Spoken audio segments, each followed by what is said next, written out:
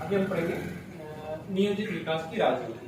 नियोजित विकास की राजनीति होती क्या है? देखो, नियोजित विकास का मतलब, जैसे हमने इससे पहले पढ़ा कि हमारा जो देश आजाद हुआ, आजाद होने के बाद हमने बड़ी चुनौतियां आई थी हमारे सामने, है ना। कौन कौन सी आई थी?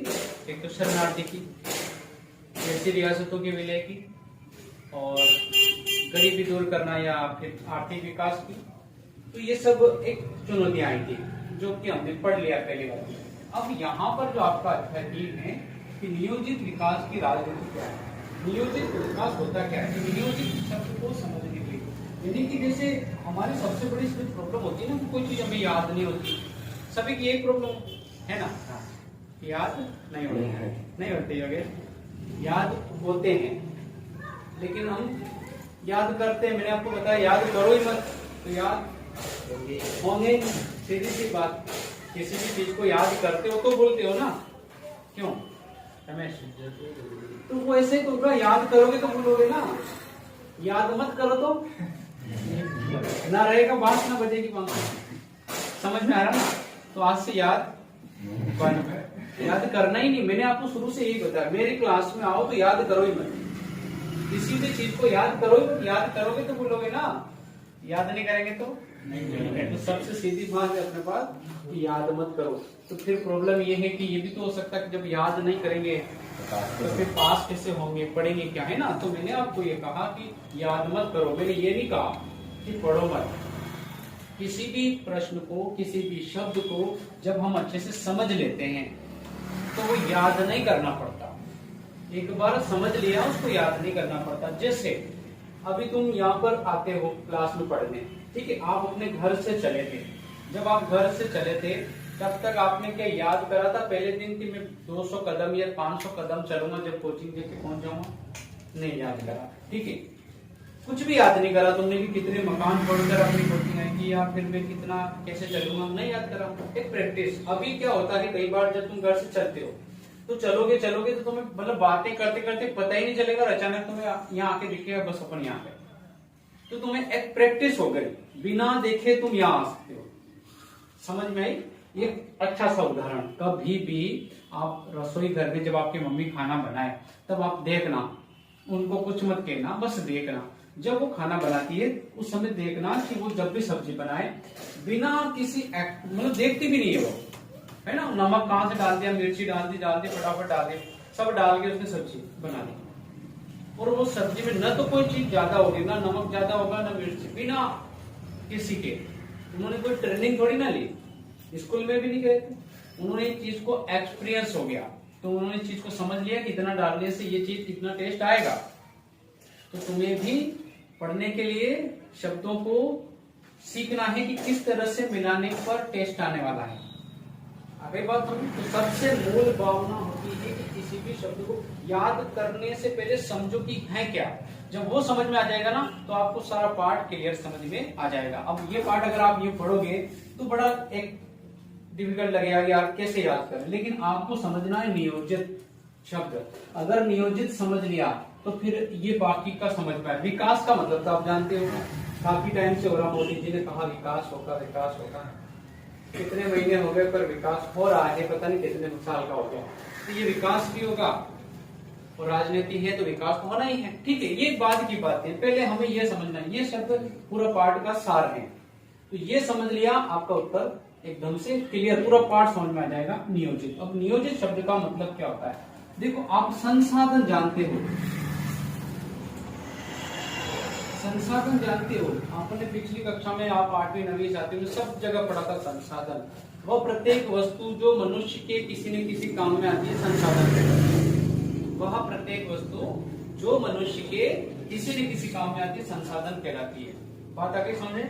जैसे आपके पास अगर जमीन है, भूमि है, तो क्या वह संसाधन है कि नहीं है? अगर आपके पास पैसा है, पूंजी, तो क्या वह संसाधन है कि नहीं है? अगर आपके घर में बहुत सारे मजदूर हैं या लोग हैं, बहुत सारे लोग हैं, 10 लोग हैं, 5 लोग हैं, जो भी आपके घर में, तो वो भी एक संसाधन है। तो मनुष्य संसाधन है, भूमि है, पूंजी, श्रम है, साहस है, संगठन है, ये जो चीज हम देखते हैं जो हमारे जीवन में काम आती है, सब संसाधन है।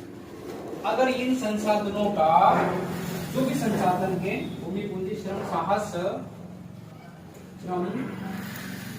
साहस और संगठन, ये उत्पादन के साधन है।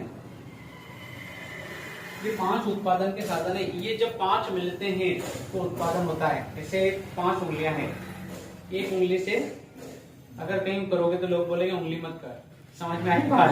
तो एक से नहीं करना, आपको जब 5 मिलती है तब जाके उत्पादन होता है। समझ में आ रही ना बात? तो यहाँ पर ये भी एक तरह से उत्पादन के 5 साधन है। जब 5 मिलते हैं तो उत्पादन होता है। आप अकेले, आपके पास भूमि है, बहुत जमीन है और आपके पास अदर ये और साधन नहीं है तो आप उत्पादन नहीं कर पाओगे।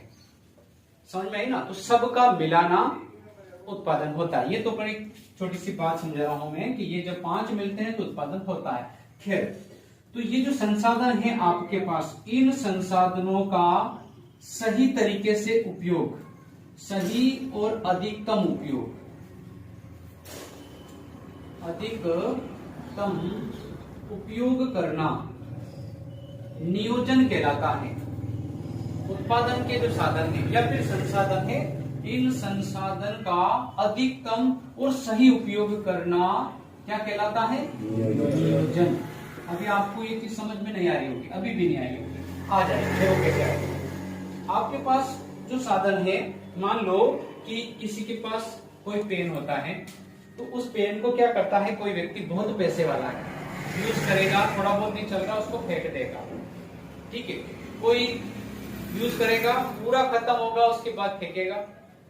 लेकिन कोई क्या करेगा, पेन को नहीं फेंकेगा, पेन खत्म हो गया उसके बाद रिफिल खरीद के लाएगा, रिफिल डालेगा और फिर उस काम को जब तक वो चल रहा, जब तक वो पेन नहीं टूट जाता तब तक यूज करेगा। मतलब उसका अधिकतम उपयोग हुआ। आपने आधा लिखा और फेंक दिया तो उसका पूरा उपयोग नहीं हुआ। तो हमारे भारत में भी या फिर देश में ऐसे बहुत सारे लोग हैं पैसे वाले जो चीजों का इतना उपयोग नहीं करते। बहुत सारे ऐसे लोग हैं जैसे एक बार कपड़े पहन लिए उसके बाद पहनते ही नहीं। बहुत सारे ऐसे हैं 2 दिन पहन लिए पहनते ही नहीं है। कुछ लोग 1-2 मतलब जो कपड़े हैं उसको 2-4 बार पहनेंगे उसके बाद फेंक देंगे। और कुछ लोग ऐसे हैं तो कपड़े तब तक वो कपड़ा खुद नहीं कहने लग जाए कि भाई मुझे माफ कर दे, तब तक उसको यूज करते हैं। समझ में आई ना? तो ऐसा होता है। अभी जैसे मैंने एक बार बताया था कि एक बार क्या हुआ, एक अंग्रेज अमेरिकन भारत आया और उसने एक तुम्हारे जैसे भारतीय से उसका पाला। तो जब पाला पड़ा तो उसने उससे पूछा कि यार तुम्हारे, उसने कहा कि हमारे वहां तो बहुत पैसे हैं, अमीर लोग हैं हमको। तो उसने कहा कि भाई कैसे अमीर हो? कि हम जो कपड़ा एक बार पहन लेते हैं उसको दोबारा हाथ नहीं लगाते, फेंक देते हैं। फिर उसने पूछा कि तुम्हारे यहाँ क्या होता है? हमारे यहाँ, तो उसने कहा हमारे यहाँ ऐसा नहीं होता। हम तो कपड़ा अगर खरीद के लाते हैं और वो भी बाहर त्योहार को लाते हैं बड़ी मुश्किल से, तो हमें कपड़े मिलते हैं। जैसे रोज तो आए दिन तो कपड़े नहीं लाते हैं, कोई भी फंक्शन बहाना चाहिए कपड़े। जब हम लाते हैं तो फिर उसका पूरा मजा लेते हैं। इसीलिए तो भारतीयों को जाना रहता मजे लेने में माहिर। तो कपड़े का पूरा मजा, जब तक उस कपड़े को मैं पहनूंगा, कम से कम, वो व्यक्ति ने बताया कि मैं इस कपड़े को कम से कम 3 से 4 साल पहनता हूँ। उसकी तो आंखें चढ़ के 4 साल, उसका बिल्कुल 4 साल पहनता हूँ। फिर उसके बाद फिर क्या, उसके बाद वो कपड़ा थोड़ा सा पुराना हो जाता है। फिर उस कपड़े को फेंकता नहीं मैं, कपड़े को छोटा करवा कर मेरे लड़के को दे देता हूँ। मेरा लड़का पहनता है 2-3 साल वो, उसका दिमाग खराब। फिर क्या, फिर अभी फेंका थोड़ी ना, कपड़े को फिर काम में लेते हैं।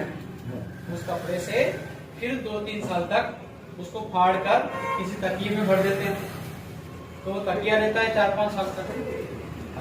उसका तो दिमाग ही खराब किया है, तो बहुत यूज कर लिया तुमने। आपको खत्म नहीं, अभी खत्म नहीं हुआ। तकिया फट जाता है, कपड़ा फिर निकल जाता है। फिर उससे मैं अपनी गाड़ी साफ करता हूँ। कि भाई बहुत उपयोग कर लिया, कि अभी नहीं, अभी उपयोग नहीं हुआ, अभी और होगा।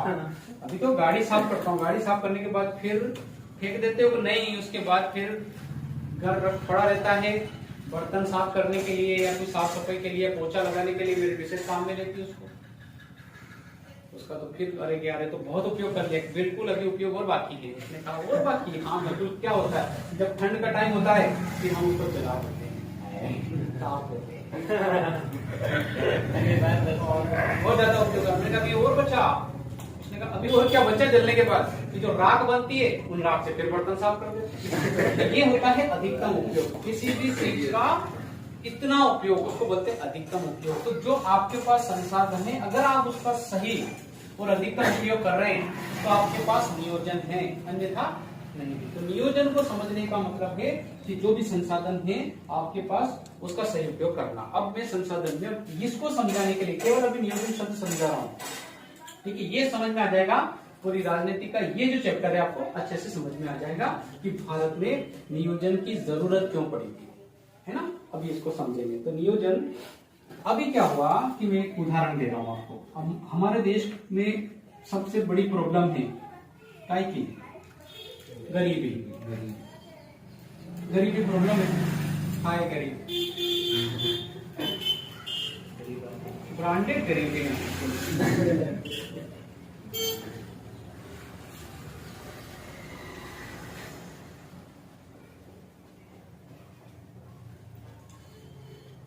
जानते हो ना गरीबी, कोई कोई तो ब्रांडेड गरीब होते हैं। ब्रांडेड मतलब जिनकी शक्ल को देख ही लग जाता है ये सबसे बड़ा वाला गरीब है ना, तो वो वाले गरीब। तो यहाँ पर क्या होता है कि मान लो अगर एक व्यक्ति है, एक व्यक्ति, क्या नाम लूं इसका, मैं कुछ भी नाम, इसका नाम रख दिया मैंने कालूराम। ये कालूराम है और इसके पास क्या है कि इसके 4 लड़के हैं। क्या है? 4 लड़के। और 4 लड़के, चारों को नाम दे दिया मैंने, अमरलाल, भेरूलाल, कस्तूरलाल, जो भी नाम दे दो इसको। 4 लड़के, अगर ये 4 लड़के हैं, इसके अलावा इसके पास जमीन है, इसके पास जमीन भी है, 10 बीघा जमीन है, ठीक है। इसका परिवार अच्छा खासा है, लेकिन ये अकेला काम करता है, अकेला इस जमीन में काम करता है।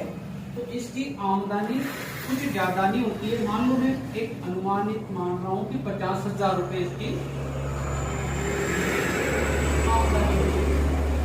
अब इसके पास 50,000 रुपए का आमदनी होती है। अब इसके पास लड़के सारे, कोई घूम रहा, कोई क्या कर रहा, कोई क्या कर रहा, कोई काम नहीं कर रहा। अगर ये कालूराम जी, इनके पास जो भी है, जो भी संसाधन है, इनके पास जितनी जमीन है, जितने लड़के, अगर इनका सही उपयोग करते हैं तो इनकी जो ये आमदनी है, इनकम, ये बढ़ सकती है।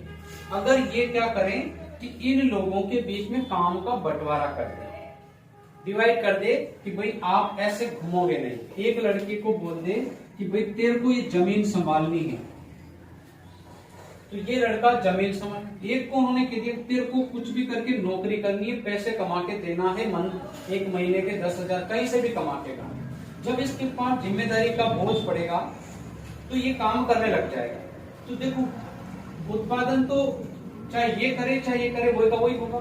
तो ये जब काम कर रहा है जमीन में 10, ये तो हो ही रहते, लेकिन इसने कहा कि 10,000 तू कमा के लाएगा, तो 10,000 ये भी कमा के लाएगा, तो इनका पूरे जो आएगा वो बढ़ेगा। फिर इन्होंने एक और लड़के को बोल दिया कि तू भी कुछ भी कर, छोटी मोटी जॉब कर, तू 5,000 कमा के ला, ठीक है। एक तरह का ये भी कमा के लाया। एक ही इसको पढ़ने लगा दिया, पढ़ रहा, भविष्य में शायद इसकी भी नौकरी लग जाए, तो ये भी कमा के लाए। तो ये इसने क्या करा कि ये जो इनके पास संसाधन थे, इनका इन्होंने सही उपयोग करना शुरू करा। जैसे ही उपयोग शुरू करा, इनकी इनकम क्या होने लग गई, बढ़ने लग गई। समझ में आया? तो संसाधन तो इनके पास पहले भी थे, लेकिन इन्होंने उपयोग नहीं करा था। जब उपयोग करना शुरू कर दिया, इनकम होना शुरू हो गई। नियोजन शब्द का मतलब होता है कि जो भी संसाधन है, उन संसाधनों का अधिकतम और सही उपयोग करना नियोजन कहलाता है। अब हम बात करते हैं हमारे देश की। हमारे देश में अगर अपन दुनिया के सारे देशों की बात करें, जिसमें अगर हम बात करते हैं कि चाइना आज जैसे भी है, लेकिन एक सक्सेसफुल बड़े देशों की श्रेणी में आता है, अमीर देशों की श्रेणी में आता है, विकसित देश भी है चाइना। और आज मैं अभी कल परसों एक दुकान में बैठा था, और उस दुकान में मैंने ऐसे कुछ मैं रिपेयर करवाने गया था, बैठा था, तो मैं उस पूरे दुकान को देख रहा था बैठा। तो मैंने ये पाया कि उस दुकान के अंदर, इलेक्ट्रॉनिक की दुकान थी वो, लेकिन उसके अंदर 70% जो चीजें थी इलेक्ट्रॉनिक की, वो सब मेड इन चाइना थी। चाइना की लाइटें, चाइना की टॉर्च, चाइना की, सारी चीजें चाइना की। तो मैंने ये पाया कि एक दुकान के अंदर इतनी वस्तु चाइना की है, तो पूरे इंडिया के अंदर कितनी है वस्तु? एक सोचने वाली बात है। तो ये चीजें कहां से आई? चाइना से। चाइना दुनिया का एक ऐसा देश है जो जनसंख्या की दृष्टि से नंबर 1 है ना, लेकिन भारत के लोग कम थोड़ी ना है, दिन रात मेहनत करके ये भी दूसरे नंबर पे है। तो भारत भी दूसरे नंबर पे है कि जनसंख्या की दृष्टि पे। अभी देखो जनगणना होने तो शायद टॉप पर हम पहुंच ही जाएंगे, लेकिन और कुछ योगदान कोरोना ने भी दिया इसके साथ साथ। तो यहाँ पर दुनिया का ऐसा देश है चाइना जो नंबर 1 है, जिसकी अर्थव्यवस्था बहुत मजबूत है, और दूसरे नंबर पे भारत आता है जनसंख्या की दृष्टि से, लेकिन इसकी अर्थव्यवस्था मजबूत नहीं है। कारण क्या है? आप देखो, कोई सा भी आप सोशल एप्स खोलो, कोई सा भी सोशल एप्स, आप चाहे गेम खोल लो, चाहे आप जो भी इंस्टा खोलो, फेसबुक खोलो, जो भी सोशल एप आप खोलोगे और उसमें आप वीडियो देखोगे, आपको अदर देश के वीडियो क्यों नहीं दिखते उसमें? चाइना के और देश के दिखेंगे, पर इतने कहां दिखते हैं? सारे इंडिया के भी दिखेंगे। रीजन क्या है इसका? इसका रीजन ये है कि यहाँ के लोग काम पर ध्यान नहीं देते, फालतू चीजों में उनका फोकस पूरी तरह से फालतू चीजों पे लगा हुआ है।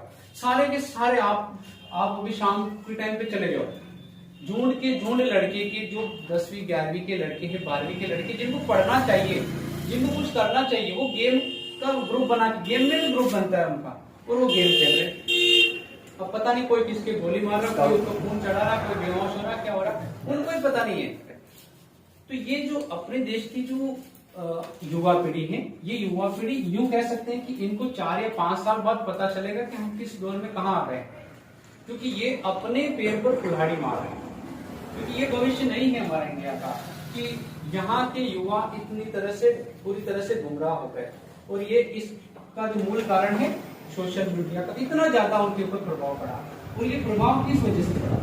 क्योंकि इनको एक तो सही दिशा देने वाला कोई नहीं, अगर सही दिशा देने वाला मिल जाए तो ये चीजें सामने आ सकती, तो ये नहीं हुआ।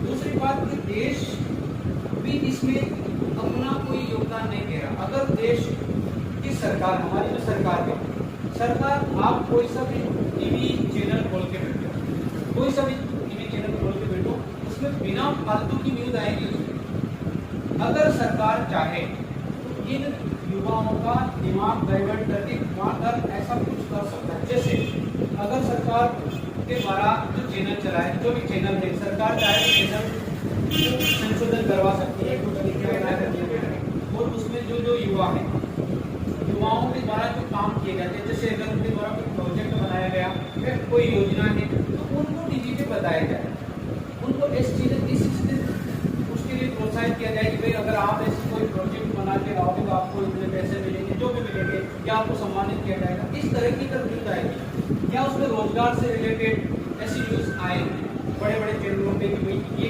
काम करोगे तो इससे आपका खुद का रोजगार हो सकता है, ऐसी चीजें अगर ज्यादा से ज्यादा दिखाई जाए न्यूज पेपरों में, न्यूज या सोशल एप्स में, सारी चीजें, युवाओं का दिमाग डाइवर्ट हो सकता है ना। तो ये मूल कारण है। अभी जो हुआ वो तो भटक रहा है, ये भटकने का कोई योगदान है। तो यहाँ पर हमारे देश में संसाधन है, कहा संसाधन बहुत है। जैसे चाइना ने यूज करा, चाइना का प्रत्येक व्यक्ति कोई ना कोई काम करता रहता है, कुछ ना कुछ चीजें आविष्कार करता रहता है, तभी तो आज चाइना नंबर 1 है। हमारा इंडिया बस उपभोग करता है वस्तुओं को, वहां से लाकर यहाँ उपभोग करता है, खुद कोई चीज बनाने पर निर्भर नहीं है। अगर युवाओं को एक मौका मिले, इस तरह से इनको प्रोत्साहन मिलने लग जाए, तो निश्चित रूप से ये चीजें भी खुद यहाँ पर बना सकते हैं और उनको दे सकते हैं। ये तो खैर इसकी बात नहीं, लेकिन देश के पास संसाधन बहुत सारे हैं। मैंने कहा पहला संसाधन जनसंख्या। जनसंख्या देश कब से मानता है कि जनसंख्या वृद्धि एक अभिशाप है, जनसंख्या वृद्धि से सारी प्रॉब्लम हो रही। अगर ये बात सत्य है तो चीन नंबर 1 पर क्यों है? जनसंख्या की वजह से। ऐसा नहीं है कि जनसंख्या ही प्रॉब्लम का कारण, जनसंख्या ज्यादा है तो उससे ज्यादा काम लिया जा सकता है अगर सरकार चाहे। मैंने अभी कहा था उदाहरण देकर कि कालूराम जी के 4 संतान थी और वो बहुत ज्यादा गरीब हो गए थे क्योंकि उनके पास खाने वाले ज्यादा थे, वो अकेले कमा रहे थे, ठीक है। लेकिन उन्होंने दिमाग लगाया कि मेरे पास जितने इन लोगों के बीच में काम का बंटवारा कर सकते, जैसे ही काम का बंटवारा किया वो खुद फ्री हो गए और उनकी इनकम बढ़ना शुरू हो गई। उसी प्रकार अगर देश की जनसंख्या को सही डायरेक्शन मिल जाए तो आपका इनको जो जिस तरह से गुमराह किया जाता है ना, नेता पता नहीं कोई ना कोई ऐसी बात छोड़ेंगे, पूरी जनता उसमें चली जाएगी, कोई ना कोई विवाद फंसा देंगे, राजनीतिक मुद्दा लेके पूरे देश की जनसंख्या का ध्यान उधर चला जाएगा और उनकी योजना पर कोई आवाज नहीं उठाएगा और वो 5 साल तक आराम से राज करेंगे। तो इसका मूल कारण क्या था कि जनता को उनके लक्ष्य से भटकाना। अब युवाओं को जो करना चाहिए वो नहीं करेंगे, जो नहीं करना चाहिए वो करते हुए हमारे देश नहीं करेंगे। तो ये कहने का मतलब है कि देश के पास संसाधन है। पहला संसाधन क्या है? जनसंख्या। क्या हमारे पास खनिज संसाधन नहीं है? क्या खनिज संपदा बहुत सारी है हमारे इंडिया में, तो खनिजों की कमी है क्या? लेकिन इन खनिजों का सही उपयोग नहीं हो पा रहा। खनिज तो है लेकिन उनका सही उपयोग नहीं हो पा रहा। जैसे कि हम मान लो कि अगर किसी रास्ते से गुजरते हैं और वहां से 10 पेड़ को क्रॉस करते हैं, लेकिन उस पेड़ हो सकता है कि वो सारे पेड़ किसी न किसी दवाई के काम में आते हैं, लेकिन हमें नहीं पता, तब तक तो हम उसके लिए अनजान है। मान लो आप किसी जंगल से गुजर रहे हैं और आपको बहुत ज्यादा फीवर है, आप बुखार है और आप गिर गए पेड़ के नीचे, कुछ टाइम बाद बताना है महर्षि आए, उसी पेड़ का एक पत्ता लिया और वो आपको मुंह में डाला, आप सही हो गए। तो कहने का मतलब इस तरह से एक औषधियां भी अनेक हैं। हम एक औषधि जो आयुर्वेदिक है उस पर तो बिलीव कर सकते, मान सकते हैं कि हाँ औषधियां हैं और उससे इंसान सही हो रहे हैं, लेकिन उन औषधियों के बारे में किसको नहीं पता। ठीक है, ऐसे कैसे जमीन के अंदर अनेक खनिज संसाधन है लेकिन हमें नहीं पता। ठीक है, सरकार की जिम्मेदारी, तो जो संसाधन है उनका उपयोग कैसा करें? सही और अधिकतम। विशेष मूल बात पर ध्यान देना, सही और अधिकतम, यानी कि उपयोग करने के बाद फेंकना नहीं है। अगर उसकी संभावना बनती है तो उसका वो सही उपयोग करेगा। जैसे आप एक पॉलीथीन की थैली से कोई वस्तु लेके आए, बाजार से कोई वस्तु घर लेके आए और आपने उस पॉलीथीन को क्या करा? बाहर फेंक दिया। बाहर फेंक दिया तो वो कहीं कहीं नाली में जाके जमा हो जाएगी, नाली का पानी रुक जाएगा, वहाँ मच्छर पनपेंगे और फिर वहाँ के आसपास एरिया वो प्रदूषित होगा, लोग बीमार होंगे। इससे बढ़िया क्या है, आप जिस पॉलीथीन को लेके आए उसको घर रखो, अगली बार जब सामान लेने जाओ उसी पॉलीथीन को लेके जाओ, उसमें सामान भर के वापस लेके आओ। रीयूज अगर हम बार बार करेंगे तो उस चीज का ज्यादा उपयोग भी होगा, हमें विदेश से कोई चीज मंगवानी भी नहीं पड़ेगी और साथ में उसका सही उपयोग हो जाए। तो कहने का मतलब ये होता है कि खनिजों का अधिकतम और सही उपयोग करना। तो हमारे देश में संसाधन तो थे, पहले भी थे। अगर संसाधन नहीं होते तो भारत को सोने की चिड़िया क्यों कहा जाता था? सोने की चिड़िया कहने का मतलब क्या था? और इतने आक्रमणकारी आए थे बाहर से, जितने भी आए, तो ये सब क्यों आए थे? ये छोड़ो, आप अंग्रेज क्यों आए? अंग्रेज यहाँ राज्य करके गए, क्यों आए? यहाँ संभावना थी, उनको यहाँ रोजगार दिख रहा था, भारत को यहाँ रोजगार नहीं दिख रहा। अभी बहुत सारी कंपनियां आ रही हैं विदेशों से, कोई जापान की कंपनियां इंडिया में है ना, फ्रांस की है, रूस की कंपनियां। तो ये जो इंडिया में कंपनियां आ रही है, तो ये क्यों आ रही है? एक बात बताओ आप, विदेश की कंपनी भारत में क्यों आ रही है? एक सोचने वाली बात है। अगर आपको एक दुकान लगानी है, छोटी सी दुकान, कोई सी भी दुकान, चाहे चाय बनाने की दुकान, तो आप दुकान कहाँ लगाओ? ऐसी जगह जहाँ पर ज्यादा भीड़ भाड़ हो, ऐसा चौराया जहाँ ज्यादा लोग आए, जाहिर सी बात है वहीं लगाओगे। कि ऐसे जंगल में जाके लगाओगे जहाँ कोई नहीं आता है? अगर वहां है तो आप वहां जंगल में अकेले निकल करो, समझ में आई ना बात? तो आप कहाँ लगाओगे? जहाँ चौराया है। इंडिया एक ऐसी बड़ी बाजार बन गया है विदेशों में कंपनियों के, उनको पता है कि यहाँ पर लोग ज्यादा है, और तो सबको यह रोजगार दिख रहा, सभी विदेशी कंपनियां यहाँ आकर कंपनियां लगा रही। भारत को यहाँ रोजगार नहीं दिख रहा। भारत अभी भी पता नहीं कौन सी नींद में सोया होगा। तो यहाँ पर उनको रोजगार, क्योंकि अगर किसी भी वस्तु का उपभोग करने वाले जो लोग हैं तो एरिया में बहुत ज्यादा है, यहाँ पर आबादी बहुत ज्यादा, इसलिए उपभोग करने वाले भी ज्यादा है। अगर यहाँ पर कोई भी व्यक्ति किसी भी चीज को बनाकर बेचता है तो उसका वो बिकना तय है, लेकिन बेचने की कला होनी चाहिए।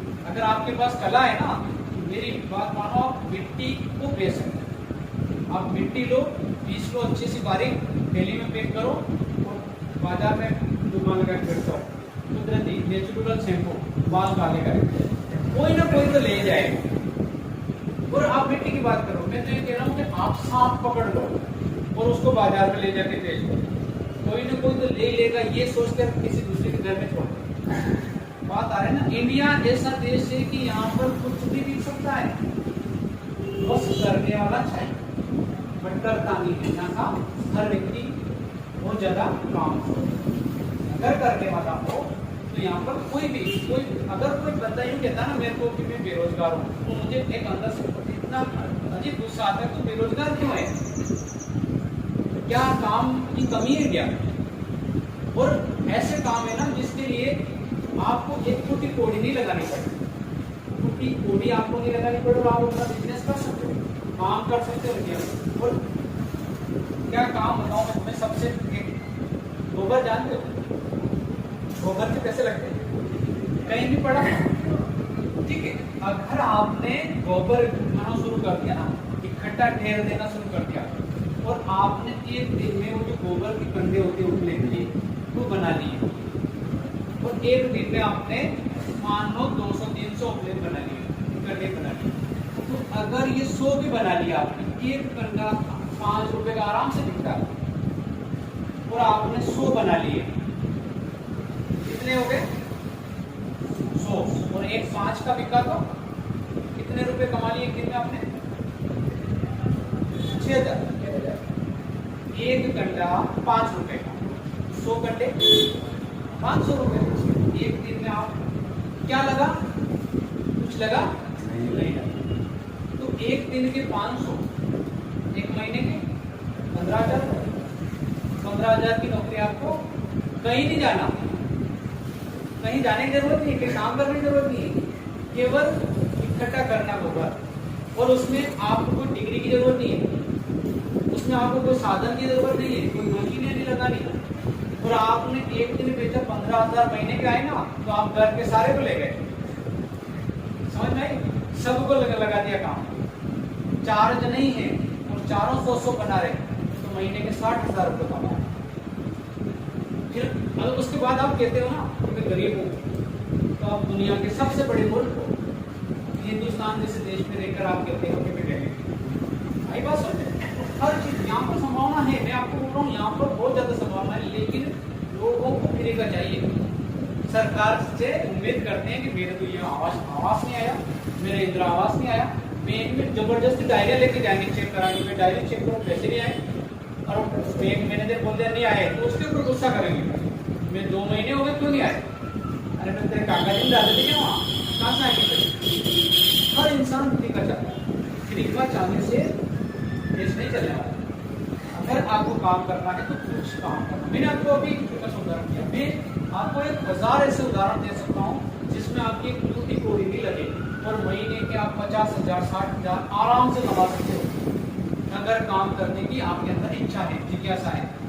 अगर काम ही नहीं करना चाहते हो उसका तो कुछ नहीं कर सकता, उस इंसान का कुछ नहीं हो सकता जो काम करना नहीं चाहता। लेकिन अगर जो करना चाहता है उसके लिए न तो डिग्री की जरूरत है, न किसी पढ़ाई की जरूरत है। और संसाधन हमारे देश में मनमान है, मनमान संसाधन है जिससे वो कर सकता है। और ऐसे शहर को छोटे छोटे बिजनेस, जैसे आप मसाले पैक करके बेचो, आप अगरबत्ती बना के बेचो, आप छोटी मोटी बच्चों की पेप्सी वगैरह है कोल्ड ड्रिंक, ये बना के घर बेचो, और इससे आप मनमान पैसे कमा सकते हो घर बैठे। और इसमें सबसे फायदा कि आप खुद करोगे, आपके घर के सारे लोग इसमें इन्वॉल्व हो जाएंगे, वो भी करेंगे, तो आप इस घर बैठे आपको कौन सी डिग्री की जरूरत पड़ेगी? आई बात समझे? ये है हमारा हिंदुस्तान, ये सही इसको पर ये इसको नहीं दिखाया जाता। यहाँ लोगों को अलग ही सपने देखते हैं। अभी एक चलन चल रहा पता है, नेटवर्क मार्केटिंग, मोबाइल में ऐड करो, आप ये करो, क्या करोड़पति बन जाओगे उससे? आपको क्या लगता है करोड़पति बन जाओगे उससे? कुछ नहीं होना है, कुछ नहीं होना। एक दिन के 10-10 रुपए कमाने से, कोई 10 रुपए कमा रहे, कोई 5 रुपए आ गए, ऐसे अमीर बनोगे क्या तुम? 5 रुपए 10 रुपए कमा के। और आप ये बताओ कि आप क्या कर रहे हो? एडवर्टाइज कर रहे हो। अगर एडवर्टाइज कर रहे हो तो किसका कर रहे हो? किसी कंपनी का कर रहे हो। आपको क्या मिल रहा हो? आपका यूज करके कंपनी आपका यूज करती है कि आपके थ्रू वो बात फैलानी। आपको उससे क्या लेना देना? आपको खुद का देखो ना कि मुझे मेरे लिए क्या करना। आप दूसरों के लिए क्यों काम कर रहे हो? दूसरों के लिए काम करने की क्या जरूरत है? खुद के लिए करो ना। अगर काम करने का ज्यादा तुम्हें शौक लग रहा है, खुद के लिए करो तो उसमें जरूर सक्सेस हो जाओगे। आई ना बात समझ? ये चीजों के बहकावे में पड़े और वो आपको ऐसे बिठा के आएगा, वो एक लैपटॉप लेकिन आपको ऐसा बिठाएगा कि 1 घंटे में आपको करोड़पति बना देगा। आई ना बात समझ? ऐसी योजना लाएगा एक स्कीम कि आप जुड़े और आपको बस 2 बंदे को जोड़ना है। इसके नीचे 2 जोड़ दो और ये 2 जोड़ेगा, ये 2 जोड़ेगा, इसके पैसे तुम्हारे, उसके पैसे तुम्हारे, ये देखो 1 करोड़पति हो गया। इसके वो कार को ऐसे नाम दिखा है, मैंने कभी देखे ही नहीं उनके। एक बार मेरे पास क्या है, मैंने कभी नहीं देखा। उनके बता रहा कि ये करोड़पति है, इसके पास ये कार है, वो है। पूरा 1 घंटा मेरा खाया। मैंने कहा मैं क्या करूँ, इस बार इसके पास कार है, मैं क्या करूँ? और वो सब छोड़, तेरे पास क्या है? तू खुद पैदल पैदल आया और मुझे बता रहा कि करोड़पति बन जाओ। पहले काम तो तू बन जा, तू कार लेके आ और फिर मुझे बता, तो मैं तेरी 1% बात मानूंगा, वरना तब तक तुम बिल्कुल। अब वो पता है बंदा क्या है, वो पता गुजरात काम कर रहा तवेरे लोग आगे, और वो मुझे इस योजना से करोड़पति बनाना है। ऐसे करोड़पति नहीं बनते, झूठे सपने देखने से कोई करोड़पति नहीं बनते। सपने ऐसे मत, सपने काम जब भी कोई हो, अगर आपसे फ्री के पैसे दे रहा है कि भाई आपको काम नहीं करना और पैसे हैं, मतलब वो काम देंगे। काम वही करो जो जिसमें काम करना पड़े, जिसमें आपने कुछ किया हो और उसके आपको इनकम मिली हो, तो वो काम आपका सार्थक है। लेकिन अगर कोई कहता है कि आपको काम कुछ नहीं करना, बस पैसे, तो दुनिया के बना रहा अपन। ऐसा तो दुनिया में कोई इंसान है ही नहीं कि फ्री में पैसे दे दे। कोई किसी को फ्री में पैसे नहीं देता है और आपको बोलता है और ऐसे गिनाएगा। सीधा कार में बैठा दे, VIP बंगला, पूरी पिक्चर दिखाएगा। नहीं होता ऐसे कोई अमीर नहीं होता। अमीर होने के लिए दिन रात मेहनत करनी पड़ती है। समझ में आए ना? तो ये हमारे देश में बात नियोजन पर ही है। सबके पास है, अमीर बनने के साधन सबके पास है, लेकिन उनको तरीका पता नहीं है, नियोजन नहीं है। अगर नियोजन जिस दिन अपना लिया अपने देश ने, तो देश दुनिया का पावरफुल देश है हमारा। क्या नहीं हमारे पास? हमने दुनिया को शिक्षा दी है। हिंदुस्तान ने दी दुनिया को शिक्षा। हिंदुस्तान ने दुनिया को चिकित्सा विज्ञान दिया है, गणित दिया है, या फिर संस्कृति का जो प्रथम ज्ञाता है वो हिंदुस्तान है। विश्व गुरु हिंदुस्तान है। सोने की चिड़िया सब कुछ तो हिंदुस्तान है। आप क्या सिखा के पढ़ लो, क्या है दुनिया ने क्या दिया? हिंदुस्तान ने दिया। और आज अमेरिका में अधिकतर लोग हिंदुस्तान कल्चर को अपनाते हैं। आप जापान में चले जाओ, रूस में चले जाओ, वो हिंदुस्तान, आप अगर अपने गाने में हिंदुस्तानी हो तो आपको एक मेहमान की तरह आपके साथ व्यवहार करेंगे। क्यों करेंगे? उनको पता है कि हिंदुस्तान वो है जो कभी भी कुछ भी कर सकता है, और इसके पास ताकत है, क्षमता है, सब कुछ है। लेकिन यहाँ के युवा अभी वर्तमान की स्थिति में देखें तो भटके हुए, और इसको भटकाने का मूल रीजन है सरकार। अगर जब तक जिम्मेदार और अच्छी सरकार नहीं मिल जाती, अगर अच्छा जिम्मेदार सरकार मिलती है जिस दिन देश का तख्ता पलट हो जाएगा, देश दुनिया में नंबर 1 पे चला जाएगा। जब तक ये राजनीतिक भोग विलास के लोग छोड़ देंगे राजनीति में, जब तक ये चापलूस लोग हैं जिस तरह से राजनीतिक सत्ता में वो अपने आप को भगवान समझने लगते हैं, आका बन जाते हैं, या फिर राजनीति का सही मतलब अर्थ नहीं समझते, उनको राजनीति शब्द का अर्थ पता नहीं है, और वो भी राजनीति में चले जाएंगे। और उनकी टिप्पणियां देखो, उनके प्रवचन देखो, ऐसे जैसे कि महान दुनिया में इनके जैसा पवित्र इंसान कोई नहीं। और बनेगा ना, कोई भी गलती से विधायक बन गया, तीसरे दिन स्कॉर्पियो अगर उसके घर के साथ नहीं खड़ी तो वो बनाई किस काम का? जो व्यक्ति पैदल घूम रहा, जीतने के दूसरे दिन उसके घर के बाद स्कॉर्पियो आ गई, तो ये विधायक इसीलिए बना था। बात है ना समझ में? कारण यही होता है कि इनका जो खड़ा होना और खड़े होने के बाद लाखों रुपए बर्बाद कर देना, कि भाई इनका मूल उद्देश्य होता है कि पैसे कमाना, राजनीति में जाना मतलब पैसों की ढेर पर ही बैठ जाना। सबसे पहले ये उस पर हटा। तो जब तक राजनीति में ये चीज हट जाएगी, तो कोई ऐसा बंदा आएगा इन सब से परे होगा तो वो ये पिछड़े देश की अर्थव्यवस्था को एक लेवल पर लाते हैं, क्योंकि यहाँ पर मूल जो ताकत है देश की वो है युवा।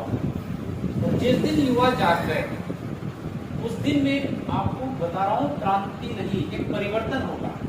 जिस दिन युवाओं ने अपने ताकत को समझ लिया और युवा एक जिज्ञासा, जिस तरह से अभी आपको ना मोबाइल वगैरह में गेमिंग आज वर्तमान में फ्री फायर या पबजी है, गेमिंग बहुत ज्यादा चल रही। आप प्रत्येक लड़का देख लो, सबके मोबाइल का गेमिंग का चस्का, जबकि उसमें है कुछ नहीं, बस उनका इंटरेस्ट उसके प्रति है। जिस दिन उनने अगर ये इंटरेस्ट कमाने के प्रति लगा लिया या फिर उनको कह दिया कि तुम्हें 1 लाख रुपया मिलेगा, तुम कोई सा एक छोटा सा बिजनेस खड़ा करके बता दो, किसी व्यक्ति को कहते तुझे 1 लाख रुपए मिलेंगे, तू कुछ चीज नई बना के बता दे, मैं गारंटेड बता रहा हूँ 80% युवा कुछ ना कुछ करके बता देंगे। जब उन्हें ये चीज मिल जाए उन्हें ये मिलेगा, लेकिन उनको ये चीज है ना, बस उनका दिमाग डाइवर्ट हो रहा है। उसको जो चीज अच्छी लगती है ना वही करता है, इंसान वही काम करता है जो उसको अच्छा लगता है। पढ़ाई में कितना जोर आता है क्योंकि वो अच्छी नहीं लगती, बड़ी है ना, बोलते ना कि राजनीति और इतिहास बेवफा है, शाम को पढ़ो उसको बेवफा है, तो वही तुम्हारे साथ हो रहा। तो ये ऐसा नहीं है, जब चीज को इंटरेस्टिंग तरीके से पढ़ते हैं तो वो समझ में आता है। और कोई बोरिंग इंसान मिल जाए और वो बस लेक्चर देखने पार्ट, अधिकतर तो स्कूलों में ये होता है, एक जने को खड़ा किया जाएगा और किसको जो पढ़ने में एक्सपर्ट हो, अब वो पढ़ेगा पार्ट लाइन टू लाइन, और सारे बच्चे ऐसे लाइन पे उंगली चलाएंगे कि जैसे इनके जैसे चाणक्य कोई नहीं है ना, वो लाइन टू लाइन। ये अब टीचर जी मुंह में जर्दा वर्दा फंसा के आराम से बैठे हैं, कोई टेंशन नहीं। फिर उनको लास्ट में एक विद्वान क्लास में सब में होता है, सबकी क्लास का एक पटेल जरूर होता है जो वो समय समय पर टीचर को सूचना देता रहता है। समझ में आई ना, सर आज कॉपी चेक करने का दिन था, चेक कर लो, सर आपका ग्रेड है ना, आपको पटेल। जैसे ही पाठ पूरा होगा वो पटेल खड़ा होगा, सर को बोलेगा सर पाठ खत्म हो गया। फिर सर क्या करेंगे पता है, अच्छा हो गया चलो ठीक है, लगाओ पहला दूसरा तीसरा चौथा पांचवा, ये आपको घर से करके आने किताब बंद। फिर निन्यानवे 100 बार उसकी बात, किताब को ऐसे थोड़ी ना पढ़ा जाता है, किताब को ऐसा कभी नहीं पढ़ा जाता है। और मैंने आपको कहा कि इनको एक बार समझ लिया फिर जिंदगी में आप कभी नहीं भूलोगे, मेरी गारंटी है। मैं कभी किसी बच्चों को बोलते ही नहीं हूँ कि तुम ये चीज याद करो या पढ़ो, मैं सीधा समझाता हूँ एक बार, तो वो परीक्षा में लिखेंगे। ये रिजल्ट है कि अपने कोई सेकंड डिवीजन तक नहीं होता, पास होता है चाहे जिस बंदे को तो लिख सकता है और पढ़ सकता है, 100% गारंटी वो मेरी क्लास में फर्स्ट डिवीजन पास होता है। क्योंकि मैं उसको बोलते ही नहीं हूँ ना याद करने की, जो चीज एक बार समझा दी तो समझा दी, वो पत्थर की लकीर है। समझ आया? तो यहाँ पर मेन चीज क्या है, नियोजन। तो हमारे देश में नियोजन की आवश्यकता पड़ेगी, कब पड़ेगी? आजादी के जस्ट बाद, जब हमारा देश आजाद हो गया, नई सरकार बनी। नई सरकार बनने के बाद सबसे पहले प्रॉब्लम ये थी कि अब इस पूरे देश का विकास कैसे करें, क्योंकि आजाद हुआ समय यहाँ पर कोई ज्यादा ना तो उद्योग धंधे थे, ना यहाँ पर किसी प्रकार की शिक्षा थी। हमारे देश आजाद हुआ उस समय शिक्षा दर लगभग 18% के आसपास लोग साक्षर थे, सब अनपढ़ लोग। इस कंडीशन में अब इसका विकास करना था, तो विकास करने के लिए इन्होंने क्या करा, एक योजना बनाई। योजना के लिए इन्होंने योजना आयोग का गठन किया। कब किया? 1950 में। इन्होंने क्या बनाया, एक योजना आयोग बनाया। ये जो योजना आयोग है कब बनाए? 1950 में। और इसका अध्यक्ष प्रमुख प्रधानमंत्री रहेगा, ऐसा इन्होंने तय किया। अब ये योजना आयोग समिति बनाई और इसने योजना बनाई कि 5 साल, इन्होंने 5 साल का एक टारगेट रखा कि 5 साल के अंदर हमें देश का क्या करना है, विकास करना है। अब कौन से क्षेत्र का विकास करना है, इन्होंने तो सब इन्होंने टारगेट बनाया कि शिक्षा में कितना विकास करना है, कृषि में विकास करना है, चिकित्सा में सुधार करना है ना, यहाँ के रोजगार में अगर कमी है तो हम रोजगार देंगे, ऐसा इन्होंने योजना बनाई। और इसी योजना बनाने के जस्ट बाद एक पूरा प्रारूप बना लिया और उसी योजना को इन्होंने लागू कर दिया। कब कर दिया? 1951 में। 1950 में तो ये बना, इसने योजना बनाई और इन्होंने लागू कर दिया 1951। वही योजना पंचवर्षीय योजना कहते हैं। समझ में आई? तो ये इसमें आएगा नियोजित विकास की राजनीति। तो ये चलिए आपके यहाँ से 1950 के बाद चलिए नियोजित विकास। तो नियोजन करने की हमारा प्रश्न है कि क्या भारत में नियोजन करने की जरूरत थी और आज भी है? नियोजन की जरूरत तो उस टाइम पे भी थी और आज भी है। तो आज तो धीरे धीरे रामायण गए, आपको समझ में आ ही गया होगा किस स्थिति में आज जरूरत है। लेकिन उस समय जब यहाँ शिक्षा नहीं थी, रोजगार नहीं था, गरीबी बहुत ज्यादा थी, देश का विकास हो गया था, सांप्रदायिक धर्म के अलग हो गए थे, उस कंडीशन में देश का विकास करना था। तो ये नियोजित, हमारा प्रश्न क्या आएगा, क्या भारत में नियोजन की आवश्यकता है? तो हमारा उत्तर होगा कि बिल्कुल नहीं। क्यों है? क्योंकि शिक्षा में सुधार करना, चिकित्सा में सुधार करना था, यहाँ पर गरीबी दूर करनी थी, लोगों की आय बढ़ानी थी, है ना। यहाँ के जो उद्योग धंधे हैं वो बिल्कुल पिछड़ गए थे या पूरी तरह से तहस नहस हो गए थे, उनको वापस से बढ़ाना था। ये सब पाने के लिए हमारे आवश्यक है। तो इस प्रश्न को याद थोड़ी करना। अगर मैं आपको कहूँ हमारे देश में गरीबी है, पहले भी थी आज भी, तो अपन इस कंडीशन को लेते हैं। देश आजाद हुआ उसके बाद में बहुत ज्यादा गरीबी थे, पढ़े लिखे नहीं थे, शिक्षा का स्तर बिल्कुल डाउन था, चिकित्सा के लिए कोई बड़े अस्पताल नहीं थे, ना सड़कें थी, तो ये सारी चीजें नहीं थी। आजादी के जस्ट बाद पहला काम ही ये था कि देश का विकास किया जाए। विकास करने के लिए सबसे पहले क्या जरूरत था? नियोजन। तो ये नियोजन की राजनीति, यहाँ से आपका पाठ शुरू होता है और इसी से प्रश्न आपसे बोर्ड पे पूछे जाएंगे कि भारत में नियोजन की आवश्यकता क्यों पड़ी। तो हमारा उत्तर है भारत में गरीबी को दूर करना था, प्रति व्यक्ति आय बढ़ाना था, शिक्षा में सुधार करना था, चिकित्सा में सुधार करना था, है ना, लोगों को रोजगार देना था ज्यादा से ज्यादा।